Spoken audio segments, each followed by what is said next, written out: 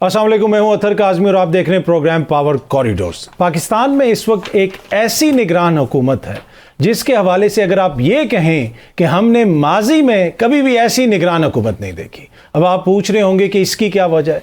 क्या आपने माजी में कोई ऐसा निगरान वज़ीर आज़म देखा कि जो पहले न्यूयॉर्क गया हो, न्यूयॉर्क से फिर वो पेरिस चला गया हो, पेरिस से वो लंदन चला गया हो, लंदन से वो जनाब सऊदी अरब चला गया हो, मुल्क वापस आया हो, लम्स चला गया हो, वहाँ पे बच्चों को मुतमिन करके आया हो, और अब खबरें आ रही हैं कि वज़ीर आज़म साहब जो हैं निगरान वज़ीर आज़म सऊदी अरब जा रहे हैं।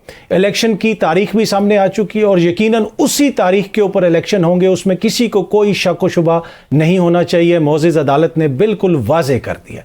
अब तो निगरान वज़ीर आज़म का काम था कि वो इलेक्शन की तरफ तवज्जो दें, अब उनको सऊदी अरब जाने की क्या ज़रूरत है। लेकिन यहां तक बात महदूद नहीं है। पाकिस्तान की तारीख में पहली बार एक और चीज़ हम सुन रहे हैं कि निगरान हुकूमत जो है वो तरक्याती फंड्स जारी करेगी। ये एक ऐसी खबर है जो बहुत सारे लोगों के लिए बाइस हैरत भी है। आज तक पहले इस तरह की बात, इस तरह की शायद अगर किसी ने जारी किए हों तो हमें नहीं पता। इस खबर की क्या तफसीलात हैं, हम वहाँ से शुरू करेंगे और उसके बाद मेरे साथ आज बड़ा ज़बरदस्त पैनल स्टूडियो में मौजूद है। मुझे ज्वाइन कर रहे हैं रहनुमा पार्टी कादर मंदोखेल साहब, उसके साथ साथ कर्नल हाशिम डोगर साहब भी हमारे साथ हैं, रहनुमा इस्तेकाम पाकिस्तान पार्टी, और पाकिस्तान तहरीक इंसाफ से हमायूं मोहम्मद साहब भी हमारे साथ होंगे। आप तीनों शख्सियात का शुक्रिया। लेकिन मैं शुरू करूंगा, हमारे ब्यूरो चीफ हैं सोहेल भट्टी साहब, उन्होंने खबर दी है इन तरक्याती फंड्स के हवाले से। भट्टी साहब अस्सलाम वालेकुम। वालेकुम सलाम काजी साहब। अच्छा भट्टी साहब, ये निगरान हुकूमत तो तरक्याती फंड्स नहीं जारी करती क्या ये मैं दुरुस्त कह रहा हूं, और ऐसी कोई खबर है कि ये लोग इस तरह कुछ करने जा रहे हैं? काजी साहब बिल्कुल दुरुस्त आप कह रहे हैं, और ये ऐसा करने जा रहे हैं, ये भी आपने बिल्कुल दुरुस्त कहा। वजह ये है कि आपको पता है कि निगरान वज़ीर आज़म मुल्क की मुआशी सूरत हाल को सुधारने में हर मौका हाथ नहीं जाने देते, भरपूर कोशिश करते हैं। इस हकीकत से हटके के पास की प्रैक्टिस क्या रही हैं, इलेक्शन का ज़ाब्ता इखलाक क्या है और निगरान हुकूमत का मैंडेट क्या है, वो इस चीज़ को कम ही मद्देनजर रखते हैं। अब मामला ये है कि जो हमारे तरक्याती फंड्स होते हैं, पीडीएम की गवर्नमेंट ने करंट फिस्कल ईयर के लिए 90 बिलियन रुपीस 90 अरब रुपए की रकम मुख्तस की थी। अब 10 अगस्त को कौमी असम्बली तहलील हो गई और उस वक्त 40 दिनों में, रवा माली साल के पहले 40 दिनों में 61 अरब रुपए जारी कर दिए गए।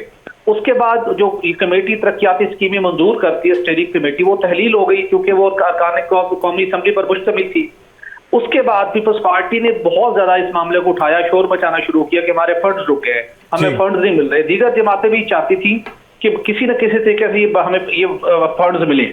अल्टीमेटली फिर निगरान वज़ीर आज़म अनवारुल्लाह काकड़ ने इस ख्वाहिश का इजहार किया कि एक नई कमेटी बनानी चाहिए। अब अरकान कौमी असम्बली तो है नहीं, तो उन्होंने 9 सेनेटर्स का इंतखाब किया, 4 निगरान वफाकी वज़रा का इंतखाब किया और कुछ ब्यूरोक्रेट्स को ऐड करके उन्होंने 24 रुकनी कमेटी रिकमेंड करके भिजवा दी कि वफाकी कबीना से मंजूरी हासिल की जाए, और वो कबीना से वफाकी कबीना से मंजूरी हासिल कर ली गई है ताकि जो 29 अरब मजीद अभी बाकी हैं, ठीक है, वो भी मुख्तलिफ स्कीमें में उनकी ये कमेटी मंजूर कर सकेगी, ये रकम जारी कर सकेगी। जबकि इलेक्शन की तारीख अनाउंस हो चुकी है, 8 फरवरी की डेट आ चुकी है, तो किसी लिहाज से कुछ की जस्टिफिकेशन नहीं बनती थी। लेकिन उन्होंने इन 29 अरब रुपए को अजरा करवाने के लिए और पहले से जो रकम पेंडिंग थी उसको एक्सट्राडाइट करवाने के लिए इस कमेटी को अप्रूव करवा लिया है। ठीक।